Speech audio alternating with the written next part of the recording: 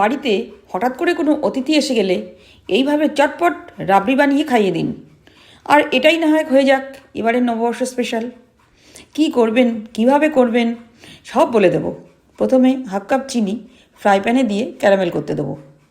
প্রথমে প্যানে ছড়িয়ে দেব, তারপর একটু একটু করে চিনি গলে রং ধরতে শুরু করলে যখন এই রকম হবে তখন নামিয়ে একটা প্লেটে ঘি মেখে ঢেলে দেবো। এবার ঠান্ডা করতে দেবো। যতক্ষণ ঠান্ডা হচ্ছে ততক্ষণ সময় নষ্ট না করে বাকি কাজগুলো করে ফেলি।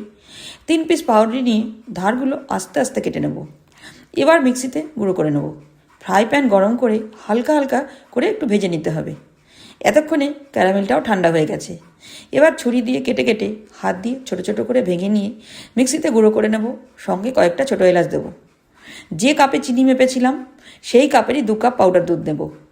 এবার দেব পাউরুটির গুঁড়ো, তার উপর দেবো চিনির ক্যারামেল দিয়ে তাড়াতাড়ি মিলিয়ে নিতে হবে, নইলে কিন্তু জমাট বেঁধে যাবে। এবার দেব 2 চামচ কর্নফ্লাওয়ার, বেশ কিছুটা ড্রাই ফ্রুট যেমন আমন্ড আর পেস্তা দিয়ে খুব ভালো করে মিলিয়ে মিশিয়ে নিয়ে প্রিমিক্স তৈরি করতে হবে।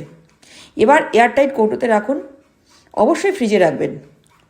কিভাবে এটা রাবড়ি বানাবেন সেটাও দেখিয়ে দিচ্ছি। ফ্রাই প্যানে মানে যে কাপে আমি চিনি মেপেছিলাম সেই কাপেরই 2 কাপ দুধ দেব, ওই কাপেরই 1 কাপ প্রিমিক্স। এবার গ্যাসের আঁচটা কম করে দিতে হবে, কিছুক্ষণ নাড়তে হবে, অনবরত নেড়ে নেড়ে যেতে হবে, নইলে তলায় ধরে যেতে পারে। আরও কিছুক্ষণ নাড়াচাড়া করে যখন এই রকম গাঢ় গাঢ় হয়ে আসবে তখন নামিয়ে ঠান্ডা করতে দেব। ঠিক এই রকম হবে, দেখুন গাঢ় গাঢ় হবে। ওপর থেকে দেবো একটু ড্রাই ফ্রুট। এবার ফ্রিজে রেখে ঠান্ডা করব। ঠান্ডা ঠান্ডা রাবড়ি খাবো। আপনারাও চটপট বানিয়ে ফেলুন, পয়লা বৈশাখ আর খুব বেশি দেরি নেই। ভিডিওটা কেমন লাগলো অবশ্যই কমেন্ট করে জানাবেন।